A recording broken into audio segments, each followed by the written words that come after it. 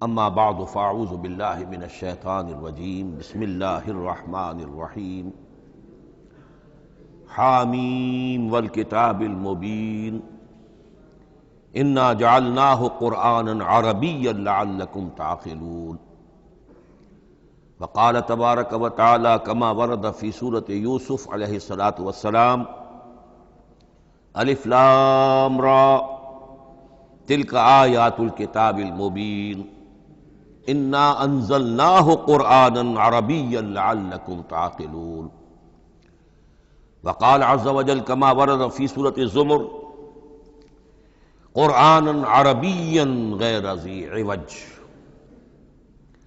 وقال جل وعلا کما ورد فی اول سورۃ الکہف الحمد للہ الذی انزل علی عبدہ الکتاب ولم یجعل لہ عوجا صدق اللہ العظیم رب اشرح لی صدری ویسر لی امری واحلل عقدۃ من لسانی یفقہوا قولی۔ تعارف قرآن کے ضمن میں جو مباحث پہلی نشست میں مکمل ہو چکے ہیں اس میں ایک کمی رہ گئی تھی، اس کو پورا کر لیجئے۔ قرآن مجید کی 2 آیات کے بارے میں یہ روایت موجود ہے صحیح مسلم میں حضرت عبداللہ ابن مسعود رضی اللہ تعالی عنہ سے کہ سورہ بقرہ کی آخری 2 آیات حضور کو شب معراج میں عطا ہوئی ہیں، وہ زمین پر نازل نہیں ہوئیں بلکہ حضور نے آسمان پر پہنچ کر ان کو حاصل کیا ہے۔ یہ امت کے لیے شب معراج کے تحفے کے طور پر یہ 2 آیتیں آمن الرسول بما انزل الیہ من ربہ والمؤمنون کل آمن باللہ وملائکتہ وکتبہ ورسلہ لا نفرق بین احد من رسلہ وقالوا سمعنا واطعنا غفرانک ربنا والیک المصیر، پھر آخری آیت جس میں طویل ترین دعا ہے۔ یہ 2 آیات جو ہیں مستثنیٰ کر لیجئے تو باقی جو ہے قرآن مجید وہ پھر پورا حجاز میں زمین پر نازل ہوا ہے محمد رسول اللہ صلی اللہ علیہ وسلم کے قلب مبارک پر۔ اب جو اگلی بحث ہے اس تعارف قرآن کے ضمن میں، قرآن کی زبان کون سی ہے؟ یہ سب جانتے ہیں عربی زبان ہے، لیکن کون سی عربی؟ عربی کوئی ایک نہیں ہے۔ جیسا کہ آپ کو معلوم ہے کہ ایک زبان ہوتی ہے پھر اس کے ڈائلیکٹس ہوتے ہیں۔ پنجابی زبان کے نہ معلوم کتنے ڈائلیکٹس ہیں، بنگلہ زبان کے نہ معلوم کتنے ڈائلیکٹس ہیں، پشتو کے کتنے ڈائلیکٹس ہیں۔ عربی زبان کے اس وقت پورے عالم عرب کے اعتبار سے تو دیکھیے تو ہر ملک کا جو ہے اپنا لہجہ ہے اور ان کے اپنے انداز ہے۔ تو خود نزول قرآن کے وقت بھی پورے جزیرہ نماء عرب میں کوئی ایک زبان نہیں تھی، زبان ایک تھی لیکن اس کے لہجے مختلف تھے، الفاظ مختلف تھے۔ تو یہ جان لیجئے کہ قرآن نازل ہوا ہے حجاز کے بادیہ نشینوں کی زبان میں۔ وہ اصل عربی زبان حجازی قوم سمجھتی تھی، شہری زبان نہیں، دیہاتی زبان، یعنی کہ شہروں میں دوسرے ملکوں کے لوگ آتے جاتے رہتے تھے، خاص طور پر مکہ مکرمہ جو ہے وہ تو چونکہ ایک بہت بڑا تجارتی مرکز تھا۔ لإلاف قریش ایلافہم رحلۃ الشتاء والصیف فلیعبدوا رب ھذا البیت، ان کے قافلے جاتے تھے، آتے تھے، دوسرے تاجر بھی آتے تھے، تو ظاہر بات ہے کہ شہروں کے اندر تو پھر زبان جو ہے وہ مکسڈ ہو جاتی ہے، خالص نہیں رہتی۔ یہی وجہ ہے کہ قریش کے جو شریف گھرانے تھے، اونچے گھرانے تھے، وہ اپنے بچوں کو صحرا میں بھیج دیتے تھے کہ ان کی پرورش وہاں ہو، وہاں وہ خالص عربی زبان سیکھیں، ان کی زبان جو ہے پولیوٹڈ نہ ہو۔ تو بادیہ نشین حجاز کے، نجد کے نہیں، حجاز کے بادیہ نشین، ان کی زبان میں قرآن نازل ہوا ہے۔ یہ آیتیں اس سے پہلے بھی سامنے آ چکی ہیں سورہ زخرف کی، انا جعلناہ قرآنا عربیا لعلکم تعقلون، ہم نے اس اپنے کلام قدیم کو عربی زبان کا جامہ پہنایا ہے۔ انا انزلناہ قرآنا عربیا، یہ سورہ یوسف کی آیات، ہم نے اتارا ہے اسے قرآن عربی بنا کر، قرآنا عربیا لعلکم تعقلون۔ سورہ زمر میں قرآنا عربیا غیر ذی عوج، یہ عربی مبین میں ہے، صاف ستھری دھلی ہوئی عربی زبان جس میں کہیں کوئی ٹیڑھ نہیں ہے، کوئی ایچ پیچ نہیں ہے۔ اور یہی پھر سورہ کہف میں جو ایک ترانہ حمد اللہ نے ہمیں سکھایا ہے کہ میرے اس انعام عظیم پر میرا شکر ادا کیا کرو، تو کن الفاظ میں الحمدللہ الذی انزل علی عبدہ الکتاب ولم یجعل لہ عوجا۔ تو یہ عربی مبین جو ہے اگرچہ اصلاً ہے بادیہ نشین حجاز کے، البتہ یہ کہ عرب کے دوسرے قبائل کے بھی ان کی زبانوں کے بعض الفاظ اس میں آئے ہیں۔ اس سے آگے بڑھ کر یہ کہ بعض معرب الفاظ بھی ہیں۔ ہندی زبان کا کوئی لفظ اس نے عربی کا جامہ پہن لیا، فارسی زبان کا کوئی لفظ اس نے عربی کا جامہ پہن، وہ بھی قرآن میں بعض ہیں، استثناءات ہیں یہ۔ جیسے سنگ گل، یہ فارسی زبان کا لفظ ہے، سنگ گل، وہ سجیل بن کر قرآن مجید میں آ گیا ہے۔ حجارۃ من سجیل، یہ جو الم تر کیف فعل ربک باصحاب الفیل سورہ فیل میں ہے، سنگ گل کا سجیل بنا۔ اس طرح کے کچھ اور الفاظ بھی ہیں، لیکن یہ سمجھیے کہ ایکسیپشنز پروو دی رول، یہ استثناءات ہیں، قاعدہ اپنی جگہ پر قائم رہے گا کہ یہ حجاز کے بدوؤں بادیہ نشینوں کی جو زبان تھی اس میں قرآن نازل ہوا ہے۔ اس قرآن کے بارے میں، اس کی زبان کے بارے میں جو چند پہلو سامنے رہنے چاہیے، فصاحت اور بلاغت کی معراج۔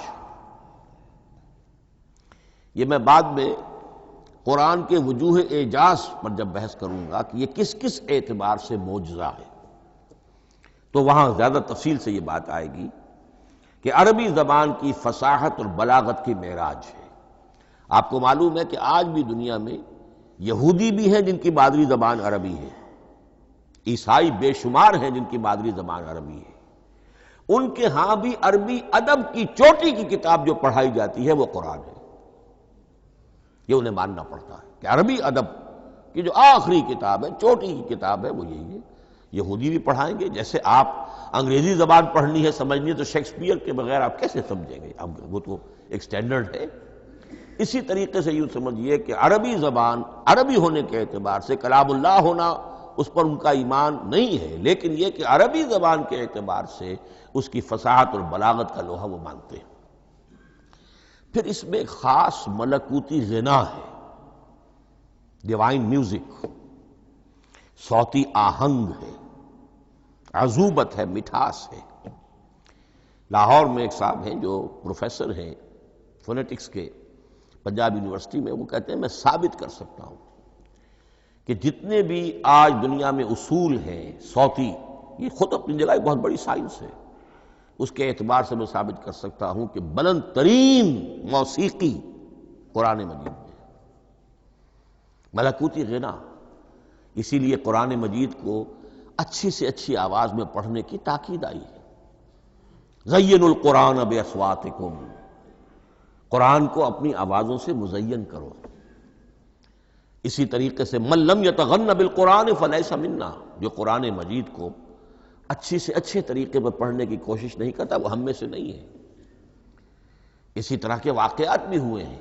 حضرت ابو موسیٰ اشعری رضی اللہ تعالی عنہ، وہ بہت خوش الحان تھے، تو ایک روز حضور سفر رات کے وقت کہیں گشت پر تھے، جا رہے تھے ان کے مکان کے قریب سے، تو وہ اس وقت رات کی نماز میں قرآن پڑھ رہے تھے، تو حضور وہاں کافی دیر تک کھڑے ہو کر سنتے رہے۔ ظاہر بات ہے کہ اس وقت کے مکان کیا ہوتے تھے، ایک ایک حجرہ ہوتا تھا، یہ کوئی کئی کنال کی کوٹھیاں تو نہیں ہوتی تھی کہ کیا پتہ چلے ان کے اندر کیا ہو رہا ہے۔ وہ تو حضرت ابو بکر کے مکان کے پاس سے گزرتے تھے تو ان کی تلاوت سنتے تھے، حضرت عمر کے مکان کے قریب سے گزرے ان کی تلاوت سنی۔ حضرت عمر بلند آواز میں پڑھتے تھے، حضرت ابو بکر بڑی پست آواز میں پڑھتے تھے۔ حضور نے پوچھا کہ تم ایسا کیوں کرتے ہو؟ حضرت عمر نے کہا میں اس لیے کرتا ہوں، زور سے پڑھتا ہوں کہ شیطان بھاگ جائے۔ حضرت ابو بکر نے عرض کیا کہ میں اس لیے پڑھتا ہوں کہ جس کو میں سنا رہا ہوں وہ سنتا ہے، اس کو بلند آواز کی ضرورت نہیں۔ حضور نے کہا کہ ابو بکر تم ذرا اونچی کر لو آواز، اور عمر تم ذرا پست کر لو، ایوریج میں لے آؤ۔ تو بہرحال یہ معاملہ حضور کا صحابہ کے ساتھ ہوتا تھا۔ تو ابو موسیٰ اشعری رضی اللہ تعالی عنہ کی جب قرأت آپ نے سنی، تو اگلے روز جب ملاقات ہوئی فجر میں، تو آپ نے تحسین فرمائی ان الفاظ میں، یا ابا موسیٰ انک قد اوتیت مزمارا من مزامیر آل داود، اے ابو موسیٰ تمہیں تو اللہ نے آل داؤد کے سازوں میں سے ایک ساز عطا کیا ہے، یعنی حضرت داؤد کے گلے میں جو ساز تھا، خوش الحانی تھی، ان کی آواز نہایت خوبصورت تھی۔ تو اسی طریقے سے اب وہاں کوئی مزمار سے مراد وہ نہیں ہے، آلات موسیقی نہیں، گلے میں جو اللہ تعالیٰ نے رکھا ہے۔ تو انک قد اوتیت مزمارا من مزامیر آل داؤد۔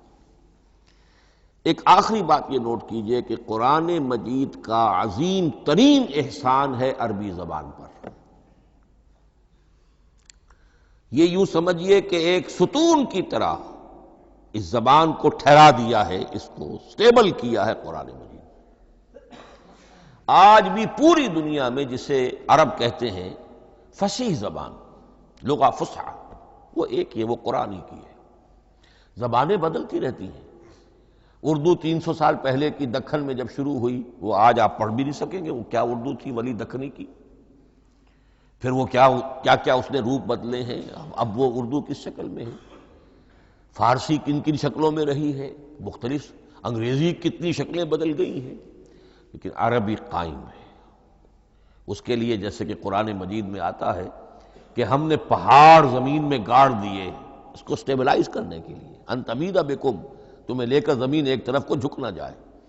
تو جس طرح یہ پہاڑ جو ہیں سٹیبلائزنگ ایفیکٹ رکھتے ہیں اس زمین کے لیے، اسی طریقے سے قرآن سٹیبلائزر ہے عربی زبان کا۔ اس کے اندر جو ایک ٹھہراؤ اور جماؤ پیدا کیا ہے، یہ قرآن مجید کا احسان عظیم ہے۔ تعارف قرآن کے ضمن میں اگلی گفتگو، قرآن کے اسماء و صفات۔ عربوں کا ایک خاص ذوق تھا، اور ظاہر بات ہے کہ اللہ تعالیٰ نے جب قرآن نازل کیا ہے تو عربوں کے ذوق کو بھی مد نظر رکھا ہے۔ ان کا ذوق کیا تھا؟ جس چیز سے انہیں محبت ہوتی تھی اس کے وہ بہت سے نام رکھتے تھے۔ گھوڑے کے لیے ہزاروں لفظ مل جائیں گے آپ کو، شیر کے لیے 5000 الفاظ مل جائیں، تلوار کے لیے 5000 الفاظ مل جائیں، یعنی اس شے کی جو بھی صفت ہے اس صفت کے اعتبار سے ایک نام، کوئی اور صفت ہے اس صفت کے ایک اور نام۔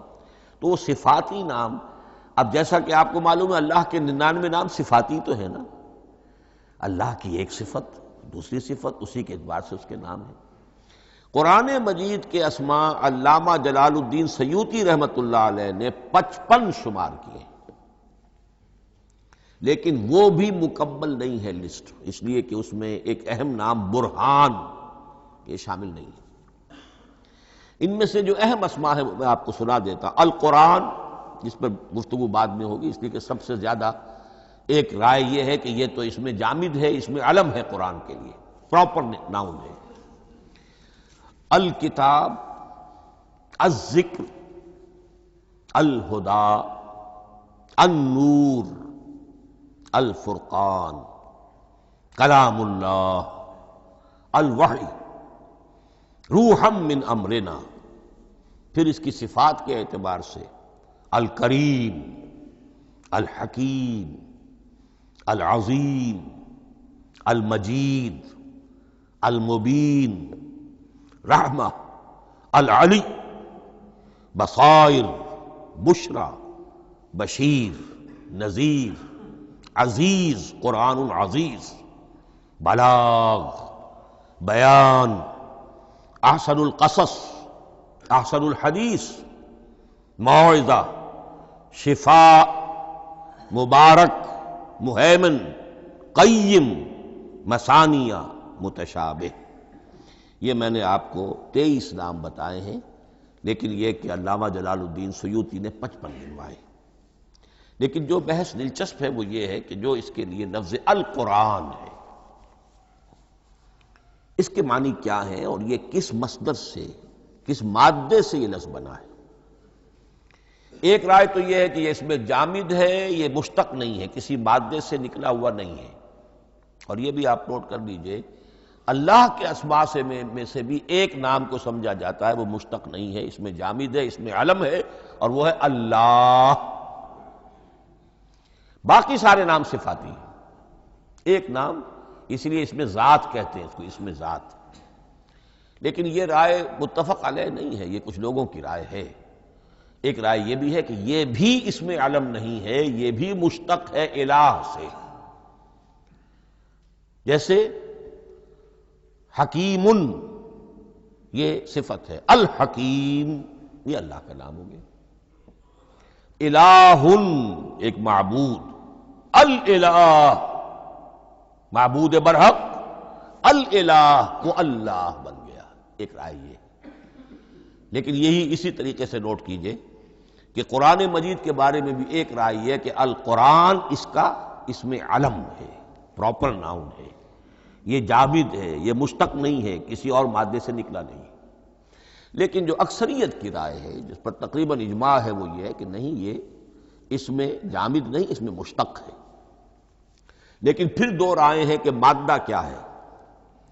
ایک قرن قاف را نون اور ایک قرا قاف را حمزہ، یہ دو مختلف مادوں کے بارے میں رائے ہے کہ قرآن ان سے نکلا ہے۔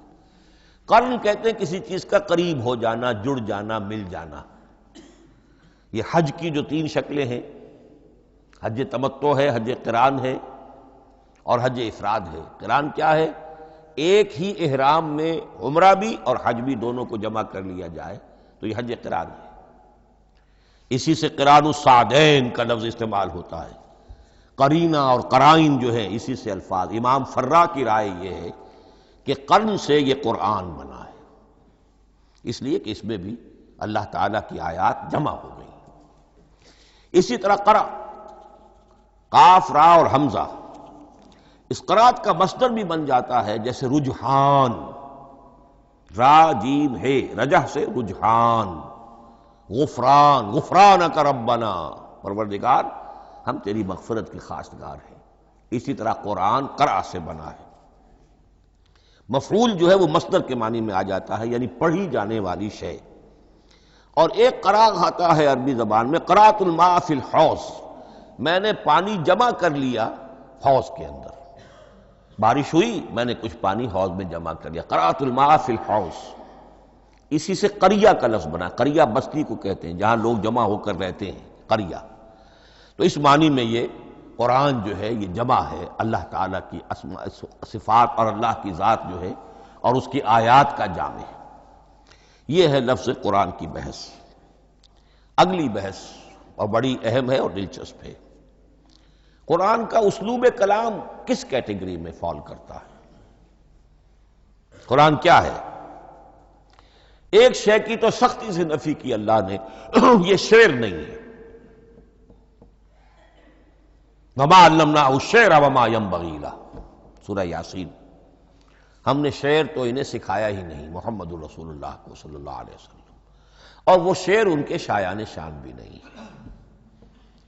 شاعروں کے بارے میں سورہ شعراء میں چونکہ بالعموم شاعروں کے بارے میں جو بات کہی گئی ہے، وَالشُّعَرَاءُ يَتَّبِعُهُمُ الْغَاوُونَ أَلَمْ تَرَ أَنَّهُمْ فِي كُلِّ وَادٍ يَهِيمُونَ إِنَّهُمْ يَقُولُونَ مَا لَا يَفْعَلُونَ إِلَّا الَّذِينَ آمَنُوا۔ استثناء تو ہے کہ اچھے لوگ بھی ہوتے ہیں، لیکن اکثر و بیشتر شعراء کا معاملہ یہی ہے، ان کی پیروی کرتے ہیں وہی لوگ کہ جو حد سے گزرنے والے ہوتے ہیں، لاؤبالیانہ انداز والے لوگ، غیر سنجیدہ لوگ پیروی کرتے ہیں۔ خود وہ بھی زمین و آسمان کے قلابے ملاتے ہیں، کبھی ادھر کی بات کبھی ادھر کی بات۔ اور تیسری بات یہ کہ عام طور پر جو کہتے ہیں وہ کرتے نہیں ہیں، انہم یقولون ما لا یفعلون۔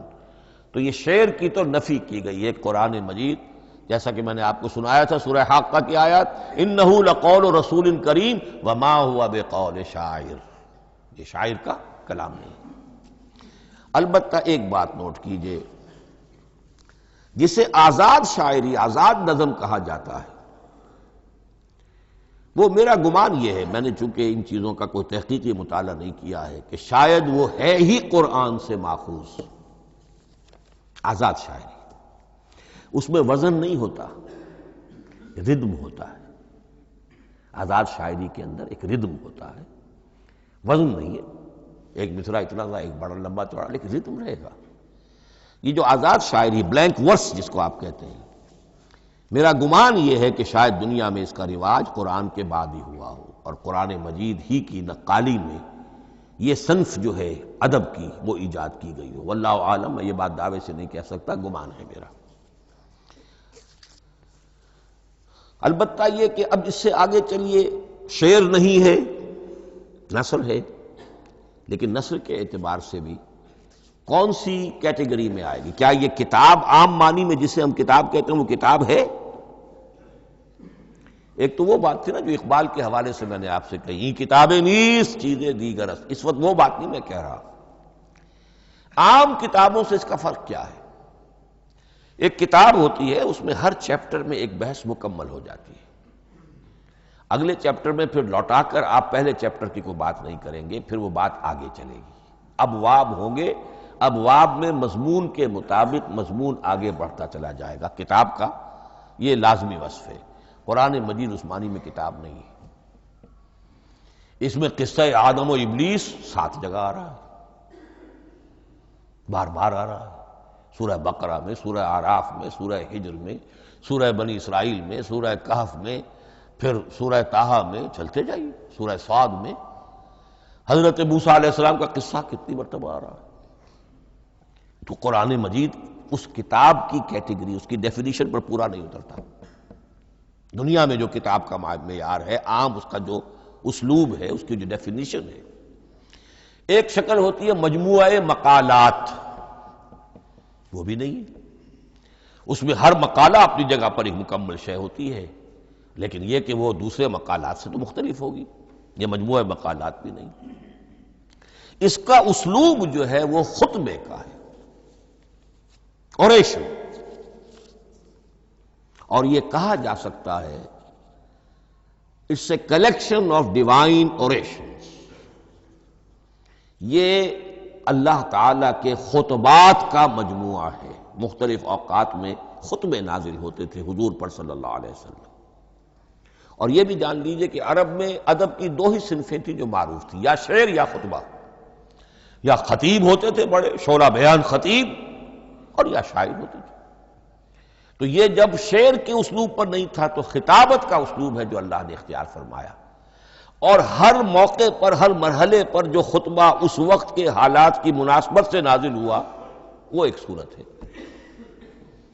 تو یہ ہے کلیکشن آف ڈیوائن اوریشنز، یہ اللہ تعالیٰ کے مجموعہ خطبات الہیہ اسے کہا جا سکتا ہے، لیکن اس سے جو چند نتیجے نکلتے ہیں وہ نوٹ کرنے ضروری ہیں۔ خطبے میں مخاطب اور مخاطب کے مابین ایک ریپور ضروری ہے۔ اگر کوئی مصنف بیٹا کتاب لکھ رہا ہے، اس کے سامنے کوئی سامع نہیں ہوتے، وہ تو اپنی مگن میں جو بھی خیال ہے اپنے دل میں وہ لکھ رہا ہے۔ خطبے میں سامع سامنے ہوتے، اگر ان کے درمیان رپورٹ نہ رہے، ہم آہنگی نہ رہے، تو پھر وہ خطبہ غیر مؤثر ہو جائے گا، لوگ جو ہیں ان کو اونگ آنے لگے گی، وہ متوجہ ہی نہیں رہیں گے۔ تو ایک رپورٹ مخاطب اور مخاطب ان کے درمیان۔ دوسرے یہ کہ خطبہ کا ایک وصف لازمی یہ ہوتا ہے کہ ایک واقعاتی پس منظر ہوتا ہے پیچھے موجود۔ اب کوئی شخص ہے سیاسی تقریر کر رہا ہے، ایک خاص پس منظر موجود ہے، اس میں وہ ان چیزوں کی طرف حوالے دیتا چلا جائے گا، صرف کوئی تفصیلات بیان نہیں کرے گا، اس لیے کہ وہ لوگوں کو معلوم ہے آج کے دور کا ایک واقعہ ہے، لوگوں کے علم میں ہے، لیکن کتاب میں آپ لکھیں گے تو پھر وہ پورا واقعہ بھی بیان کرنا پڑے گا آپ کو کہ یہ کب ہوا، کیسے ہوا، جس کا میں حوالہ دے رہا ہوں۔ لیکن خطبے کے اندر پس منظر جو ہے وہ موجود ہے، اور اس کے حوالے سے صرف جو اشارات اس کی طرف ہو جائیں گے۔ نمبر 3 یہ ہے کہ خطبے میں تحویل خطاب بہت ہوتا ہے۔ تحویل خطاب سے کیا مراد ہے؟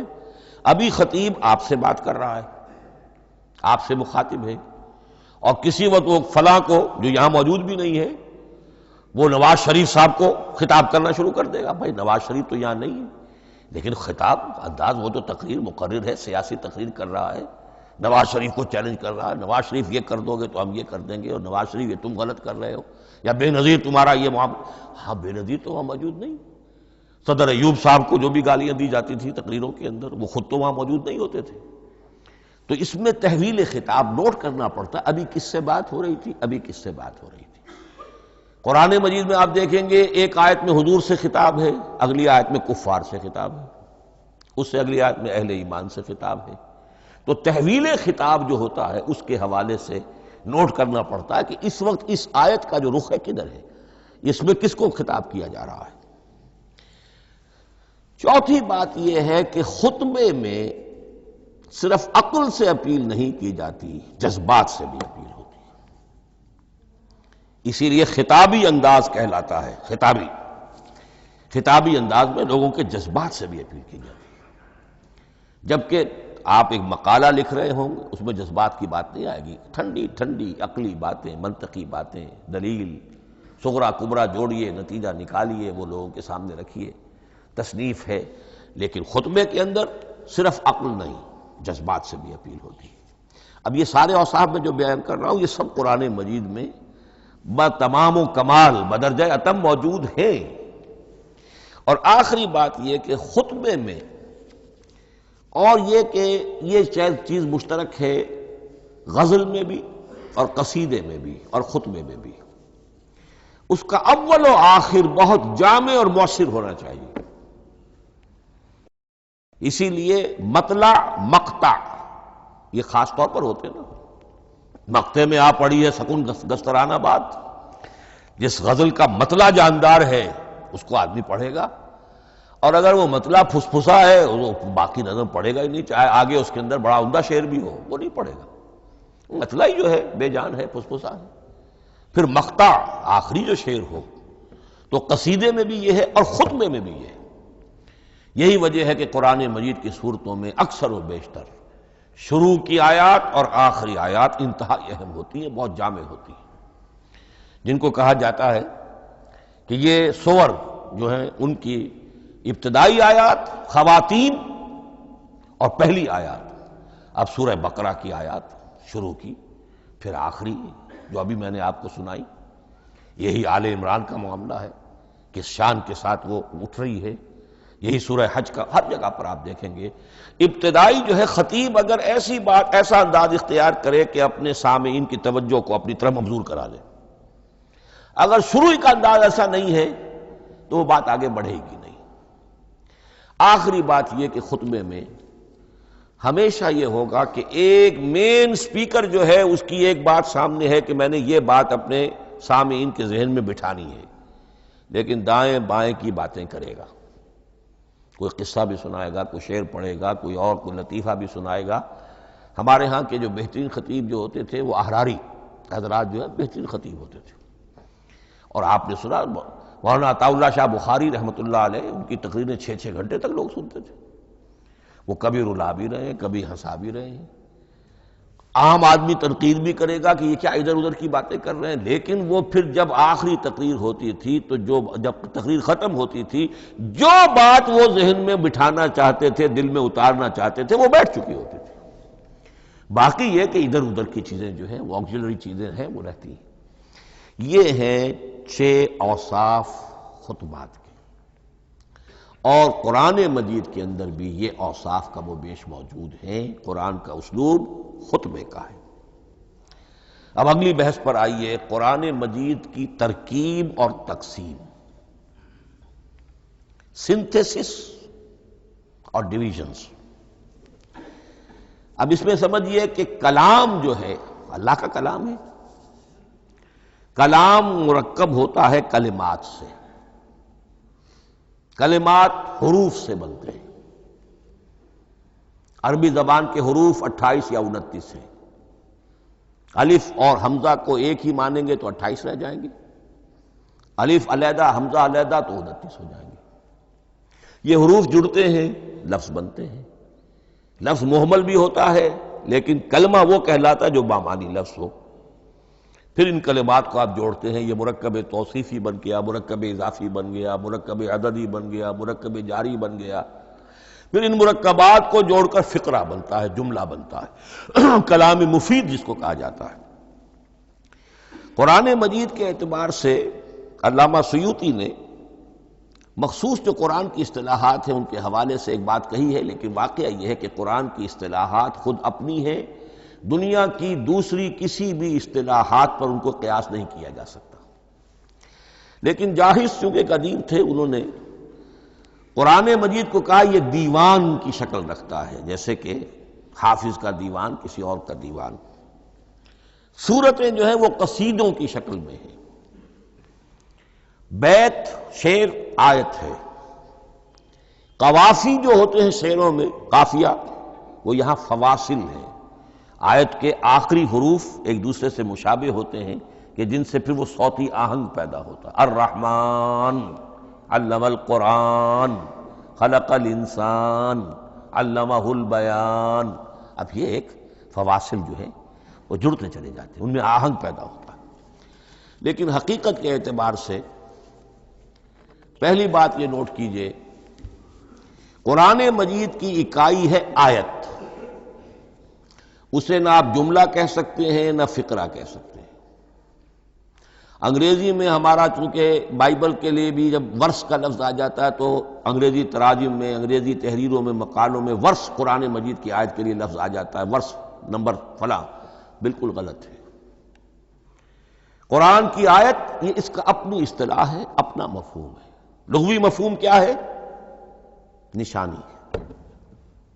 آیت نشانی۔ قرآن کی ہر آیت اللہ کے علم اور حکمت کی نشانی ہے۔ اب قرآن کی آیتیں نوٹ کیجئے، صرف حروف پر بھی مشتمل ہے، الف لام میم حروف مقطعات اور آیت بن گئی۔ وہ مرکبات ناقصہ پر بھی مشتمل ہے، والعصر مرکب جاری ہے، حرف جار، آیت ہو گئی۔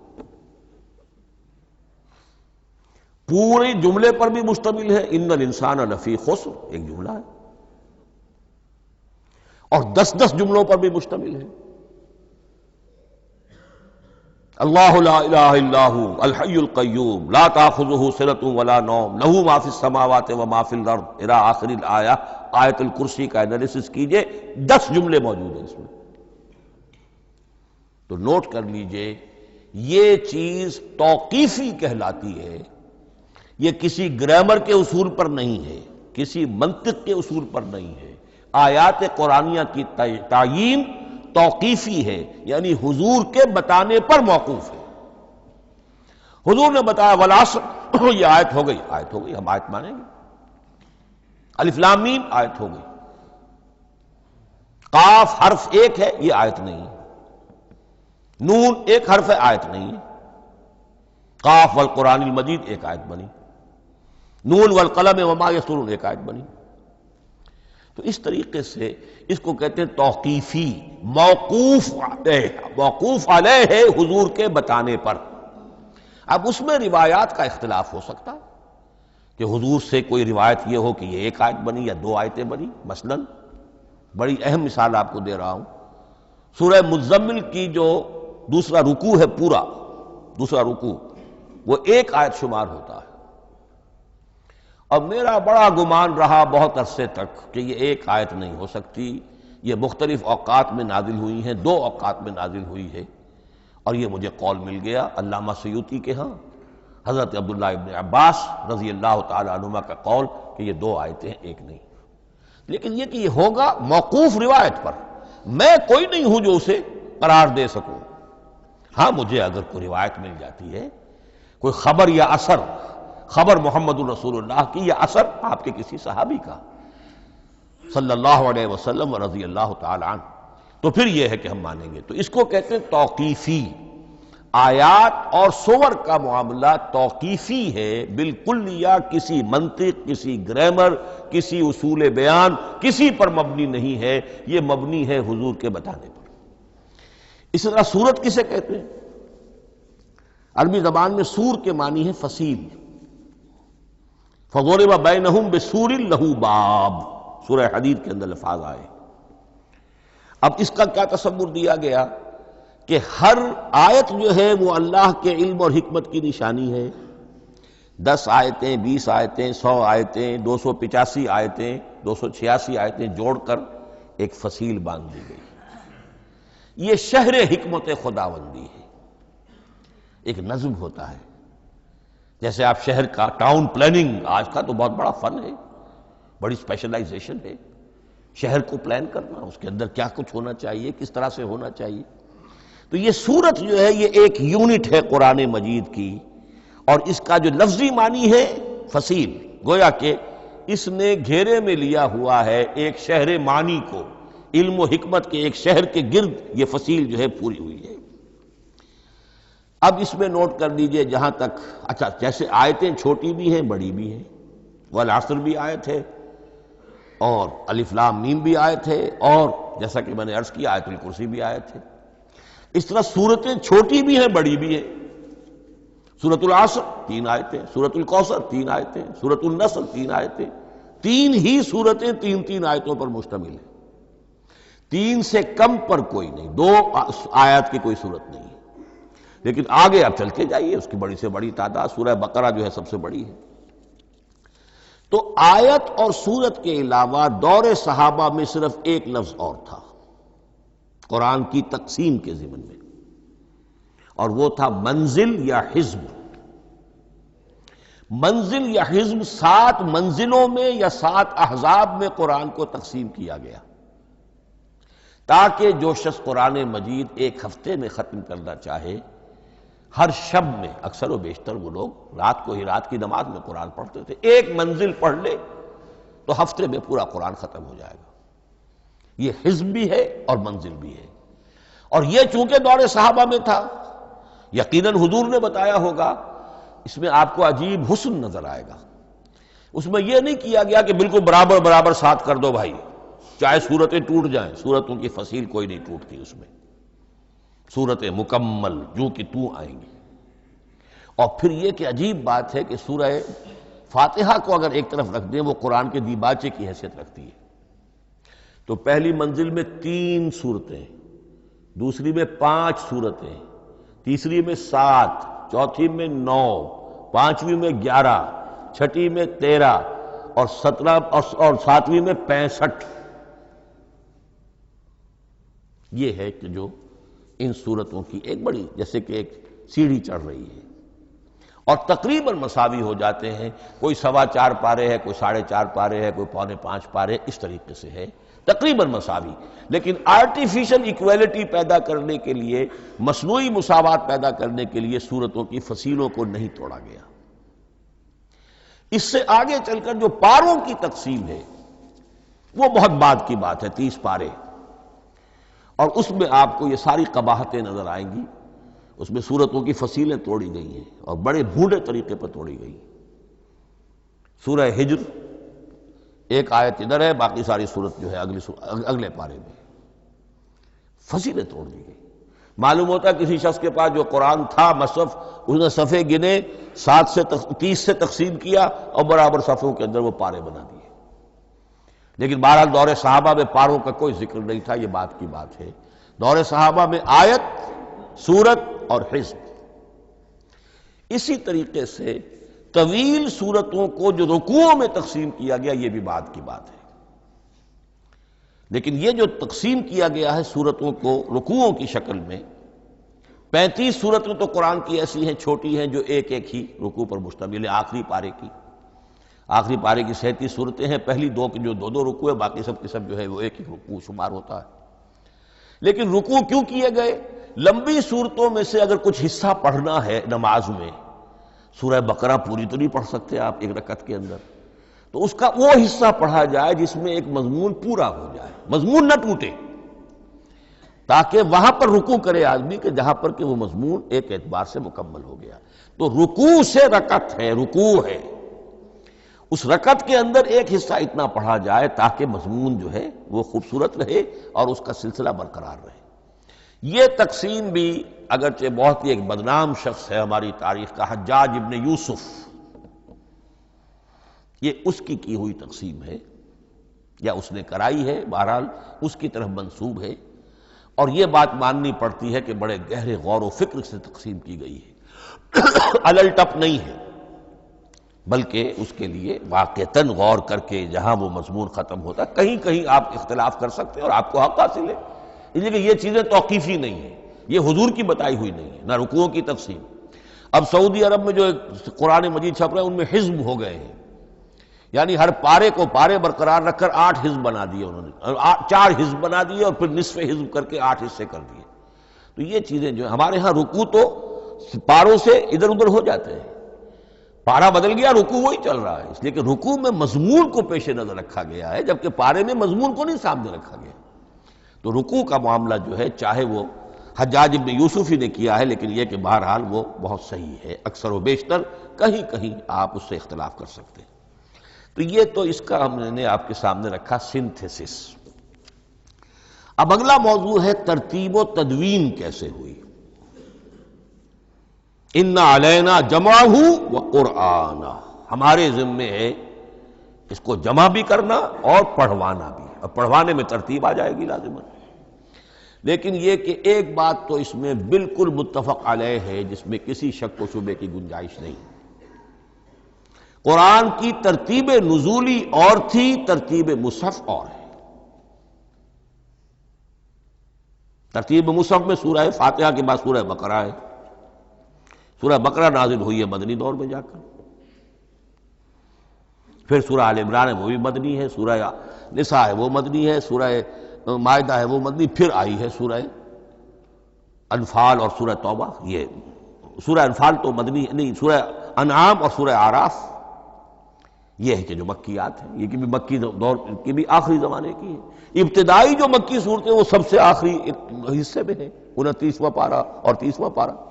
تو ترتیب نزولی اور تھی، ترتیب مصحف اور ہے، اس میں تو کسی شک و شبے کی گنجائش نہیں۔ لیکن ہمارے ہاں اہل تشیع نے اس چیز کو بہت اچھالا ہے۔ ان میں سے بعض گروہ ایسے ہیں جن کا کہنا یہ ہے کہ اصل قرآن جو ہے وہ ترتیب نزولی کے مطابق تھا، یہ ترتیب تو عثمان نے کر دی رضی اللہ تعالی عنہ۔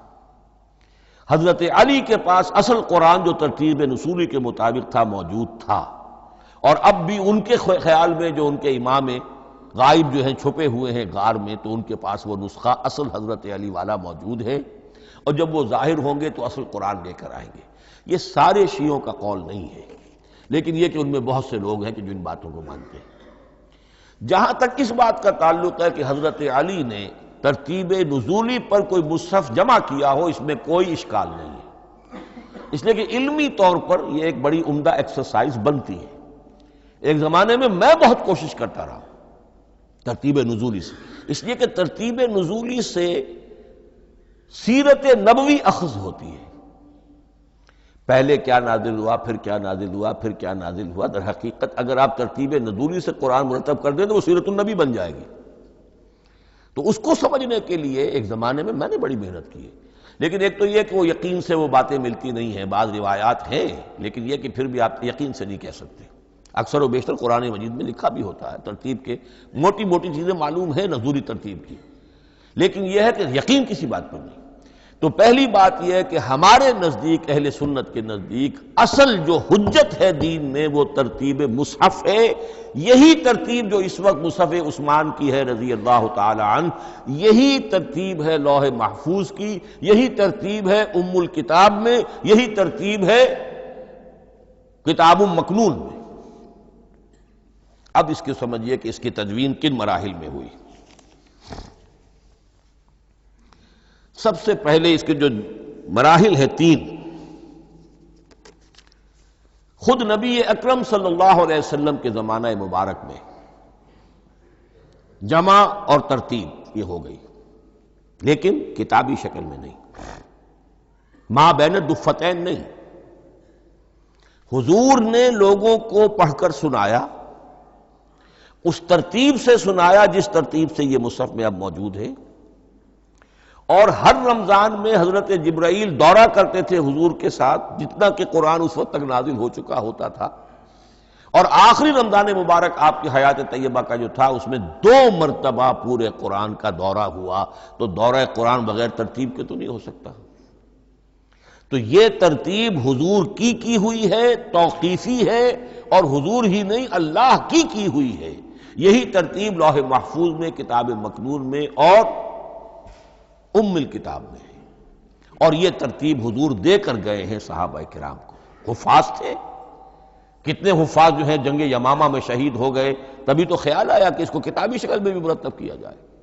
لیکن کتابی شکل میں جسے کہتے ہیں 2 گتوں کے درمیان ایک کتاب مجلد، اس صورت میں جہاں تک میں تحقیق کر سکا ہوں اور جہاں تک ہمارے اکثر و بیشتر لوگوں کی رائے ہے، حضور کے زمانے میں یہ اس طریقے سے ما بین الدفتین، 2 گتوں کے مابین ایک کتاب کی شکل میں قرآن موجود نہیں تھا۔ لوگوں کے سینوں میں محفوظ تھا، جیسے محمد الرسول اللہ کے سینے میں محفوظ تھا۔ ان علینا جمعہ، وہ جمع حضور کے سینے میں کیا اللہ نے۔ اسی طرح پھر صحابہ کرام بے شمار جو حفاظ تھے ان کے سینوں میں محفوظ تھا۔ دوسرا مرحلہ کب آیا؟ جب حضرت ابوبکر صدیق کے عہد خلافت میں جنگ یمامہ میں بہت سے حفاظ شہید ہو گئے۔ اب ایک تشویش پیدا ہوئی، ایسا نہ ہو کہ قرآن ضائع ہو جائے، لہذا اسے کتابی شکل میں مرتب کر لینا چاہیے۔ اس کے لیے پھر بہت سے صحابہ نے حضرت ابوبکر کو اپروچ کیا کہ جتنے قراء ہیں، جتنے کاتبین وحی ہیں، ان سب کو آپ جمع کیجئے اور جمع کر کے اس قرآن مجید کو ایک کتاب کی شکل میں جمع کر لیں۔ حضرت ابوبکر شروع میں بہت ریلیکٹنٹ رہے، بہت ریلیکٹنٹ رہے۔ ان کا ایک خاص مزاج تھا، اتباع رسول کا جذبہ انتہا درجے کا۔ جو کام حضور نے نہیں کیا میں کیسے کروں؟ اگر تو یہ کام واقعی کرنے کا تھا تو حضور کرتے، میں کیسے کروں؟ لیکن یہ کہ جب صورتحال بہت لوگوں کی طرف سے دباؤ پڑا کہ نہیں یہ کر لینا چاہیے، ان کے سامنے بھی حکمت آ گئی، تو پھر انہوں نے اتفاق کرتے ہوئے جتنے بھی کاتبین وحی تھے ان سب کی ایک کمیٹی بنائی اور ان کو کہا کہ اب اس قرآن کو مرتب کر کے ایک کتابی شکل دے دی جائے۔ وہ کتابی شکل حضرت ابوبکر کے دور میں ہو گئی۔ تیسرا مرحلہ کیا ہے؟ یہ کتابی شکل میں جب قرآن مجید آ گیا اور شروع میں یہ اجازت تھی کہ ہر قبیلے، ہر علاقے کے لوگ اپنے لہجے میں پڑھ لیں۔ اب پنجابی ہمارا مسلمان جو ہے وہ چاقو کو کاچو کہے گا تو وہ لکھے ہوئے کو بھی چاقو کو کاچو پڑھ کے نکلے جائے گا۔ تو مختلف لہجوں میں ہونے سے وہ ان کا جو ہے قرآن مجید بدل رہا تھا، کوئی کسی طرح پڑھ رہا ہے، کوئی کسی طرح پڑھ رہا ہے۔ اب اس کی تشویش ہوئی حضرت عثمان کے زمانے میں، جب دور بہت پھیل گیا، اسلام کا دائرہ، دارالاسلام کی وسعت بہت ہو گئی کہ اس طرح اگر یہ لوگ پڑھیں گے اور اپنے اپنے لہجے کی وجہ سے اب اس لہجے میں شکل بدل بھی جاتی ہے لفظ کی۔ کاچو کو کاف الف چے واو لکھنا شروع کر دیں گے پھر کہ کاچو سنا ہم نے، تو چاقو تو سنا ہی نہیں۔ تو ایک لفظ ہے چاقو لکھ رہا ہے اور ایک کاچو لکھ رہا ہے، تو چاقو اور کاچو میں فرق ہو گیا۔ لہذا اس وقت پھر جو کام کیا گیا وہ یہ کہ ایک ہی رسم تحریر، رسم کتابت، رسم الخط میں قرآن مجید کے نسخے تیار کیے گئے۔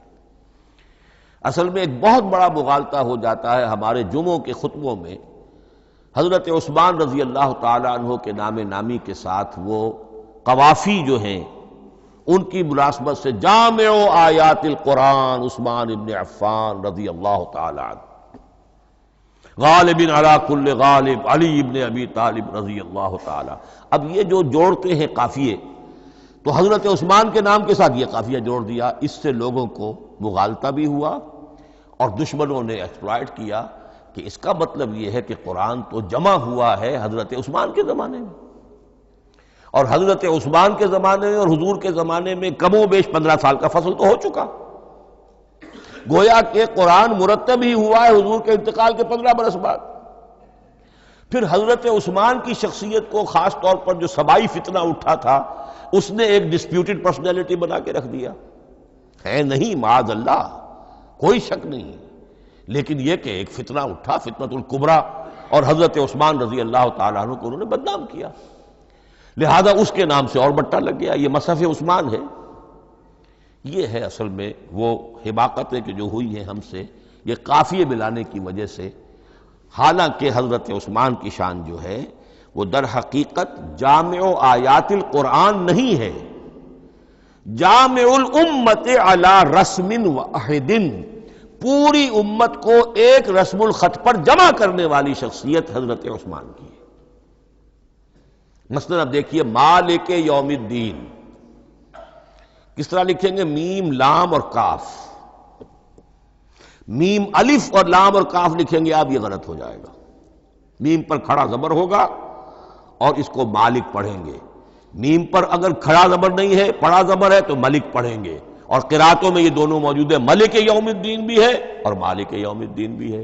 اگر آپ نے میم الف لکھ دیا ایک قرات نکل گئی، اب وہ اس میں آ ہی نہیں سکتی، وہ تو مالک ہی پڑھا جائے گا۔ یہ زیر زبر بھی جو لگے ہیں قرآن مجید میں، یہ بھی حجاج ابن یوسف کے زمانے میں لگے، اس سے پہلے نہیں تھے۔ اور یہ رموز و اوقاف، یہ آیتوں کے نشان اور یہ وقفہ بیچ میں، یہ بھی حجاج ابن یوسف کے زمانے کی چیزیں ہیں۔ ورنہ عربوں کے لیے تو ان کی اپنی زبان تھی، انہیں ان چیزوں کی ضرورت ہی نہیں تھی۔ آپ کو معلوم ہے پرانے زمانے کے جو منشی ہوتے تھے، انشاء پرداز، وہ جب خط لکھتے تھے تو اس میں نقطے وغیرہ نہیں لگاتے تھے۔ جس کو خط لکھا جا رہا ہے وہ توہین سمجھے گا کہ شاید مجھے جاہل سمجھا کہ نقطے بھی لگا کے بھیجا جا رہا ہے خط پر، گویا کہ میں تو سمجھ ہی نہیں سکتا بغیر نقطوں کے۔ تو یہ جو ہے پرانے جو شکستہ خطوط لکھے جاتے تھے ان کا یہ انداز تھا، لہذا کوئی نقطے وغیرہ نہیں تھے، یہ بھی بعد میں لگے۔ تو ملک یوم الدین، مالک یوم الدین، اس کی رسم آئے گا میم لام کاف، کھڑا زبر ہے مالک یوم الدین اور ویسے پڑا زبر ہے ملک یوم الدین۔ یہ رسم الخط ہے جس پر کہ حضرت عثمان رضی اللہ تعالی عنہ نے پوری امت کو جمع کر دیا اور اس کے نسخے تیار کرا کے، مختلف روایات میں آتا ہے 5 یا 7 نسخے تھے، ایک مدینہ منورہ میں رکھا اپنے پاس، اور اسی پر ان کے خون کے دھبے بھی ہیں، اور وہ نسخہ قرآن مجید کا اب استنبول کے اندر ہے۔ ٹاپ کاپی کا جو عجائب خانہ ہے، عجائب گھر ہے، جس میں جہاں نوادرات کے ساتھ ساتھ حضور کے بھی کچھ تبرکات اور جمع ہیں، وہاں وہ نسخہ موجود ہے۔ اس میں انگلی جو کٹی تھی حضرت نائلہ جو ان کی اہلیہ تھی، جب وار کیا گیا ہے حضرت عثمان پر، قرآن پڑھ رہے تھے، انہوں نے روکا اپنے ہاتھ سے تو ان کی انگلی کٹی اور اس کے خون کے قطرے جو ہیں وہ مصحف پر آئے۔ تو یہ وہ قرآن، پھر انہوں نے ایک مکہ مکرمہ میں، ایک دمشق میں، ایک کوفے میں، ایک یمن، ایک بحرین، ایک بصرہ، مختلف جگہوں پر وہ آفیشل ورشن قرآن کا صرف رسم الخط اسکرپٹ کے اعتبار سے۔ لیکن اب پھر نوٹ کر لیجئے، قرآن مرتب ہو چکا، مدون ہو چکا دور نبوی میں، لیکن کتابی شکل میں نہیں، سینوں میں محفوظ۔ دور خلافت ابی بکر میں وہ کتابی شکل میں لایا گیا، اور اس کے لیے پھر بحث ہوئی کہ اب اس کا نام کیا رکھا جائے۔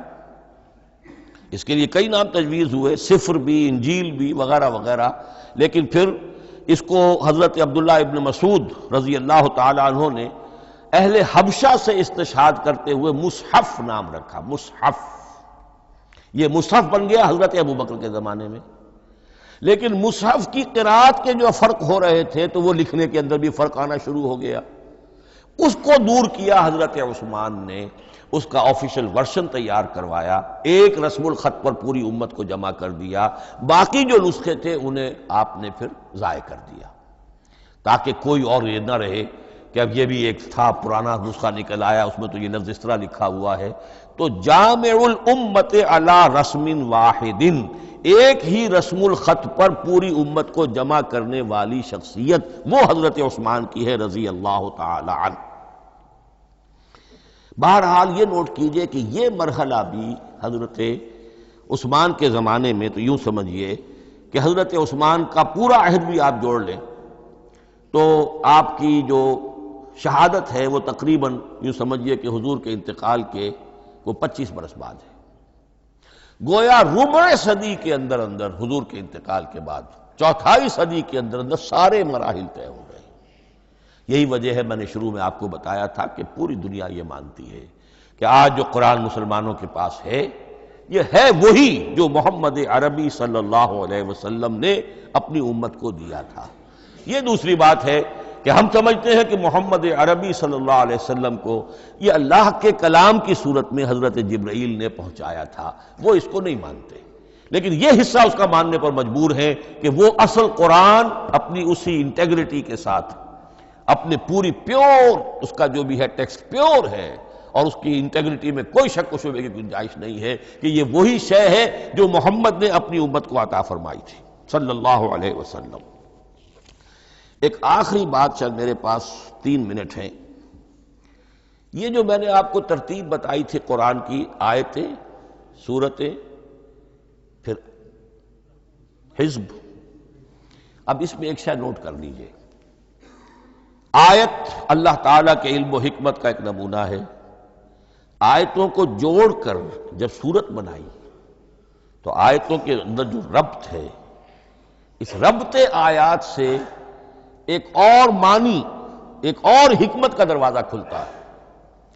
جیسے موتی ہے، ہر موتی بڑا خوبصورت ہے، لیکن جس ترتیب سے آپ نے پرویا، اس کو دھاگے میں ہار بنایا، اس ترتیب سے اس کا حسن دوبالا ہو جائے گا۔ ہر موتی کا اپنی جگہ پر ایک حسن ہے، لیکن اس ترتیب کی وجہ سے اس کے حسن کا ایک اور پہلو ظاہر ہوگا۔ اسی طرح قرآن مجید کی صورتوں میں ربط آیات بہت اہم ہے۔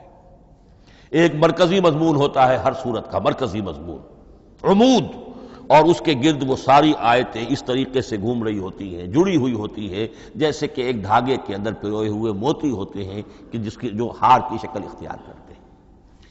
دوسری بات یہ، اکثر و بیشتر صورتیں قرآن مجید میں جوڑوں کی شکل میں ہیں۔ ایک مضمون کا ایک پہلو اس جوڑے کے ایک فرد میں، اور دوسرا پہلو اسی کا دوسرے فرد میں۔ جیسے معوذتین، دو صورتیں ہیں، مضمون ایک یہ تعوذ، معوذتین۔ الزہراوین، سورہ بقرہ سورہ آل عمران کو کہا گیا الزہراوین، حضور نے فرمایا دو نہایت تابناک صورتیں، بڑی روشن صورتیں۔ جیسے آپ دیکھیں گے یا ایھا المدثر یا ایھا المزمل قم اللیل الا قلیلا یا ایھا المدثر قم فانذر، ایک ہی طرح کا اٹھان ہے، حضور سے خطاب ہو رہا ہے۔ سورۃ الضحیٰ، سورۃ الانشراح، یہ تمام جوڑوں کی شکل میں۔ اسی طرح سورہ طلاق، سورہ تحریم، یا ایھا النبی اذا طلقتم النساء فطلقوہن لعدتہن یا ایھا النبی لم تحرم ما احل اللہ لک تبتغی مرضات ازواجک۔ شوہر اور بیوی کے درمیان تعلق یا تو اتنا گہرا ہو جاتا ہے کہ ایک دوسرے کے لحاظ میں وہ حدود خدا بندی ٹوٹنے لگے، بیوی کی وجہ سے آپ نے کسی حرام شے کو حلال کر لیا یا حلال کو حرام کر لیا، بیوی کو ناپسند ہے وہ شے، تو حضور سے ذرا سا یہ ہو گیا تھا معاملہ۔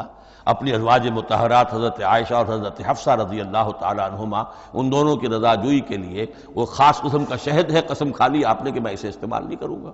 لما تحرم ما احل اللہ لک، اے نبی آپ کیوں حرام کرتے ہیں اپنے اوپر وہ شے جو اللہ نے آپ کے لیے حلال کی ہے؟ تبتغی مرضات ازواجک، اپنی بیویوں کی رضا جوئی میں۔ یہ ایک انتہا ہوئی۔ دوسری انتہا کیا ہے؟ میاں اور بیوی میں اتنا بودھ ہو جائے کہ طلاق تک نوبت آ جائے۔ تو سورۃ التحریم ایک انتہا کو بیان کر رہی ہے، سورہ طلاق اگلی اس کے ساتھ جڑی ہوئی وہ دوسری انتہا کو بیان کر رہی ہے۔ سورہ صف حضور کے مقصد بعثت کو بیان کر رہی ہے، سورہ جمعہ آپ کے طریقہ کار کو بیان کر رہی ہے۔ اس طرح قرآن مجید کی اکثر و بیشتر صورتیں جو ہیں وہ جوڑوں کی شکل میں ہیں۔ میرا خیال یہ ہے کہ وقت ختم ہو گیا ہے، اس مضمون کا تھوڑا سا حصہ باقی ہے، وہ انشاءاللہ میں اگلی نشست میں لوں گا۔ بارک اللہ لی ولکم فی القرآن العظیم ونفعنی وإیاکم بالآیات والذکر الحکیم۔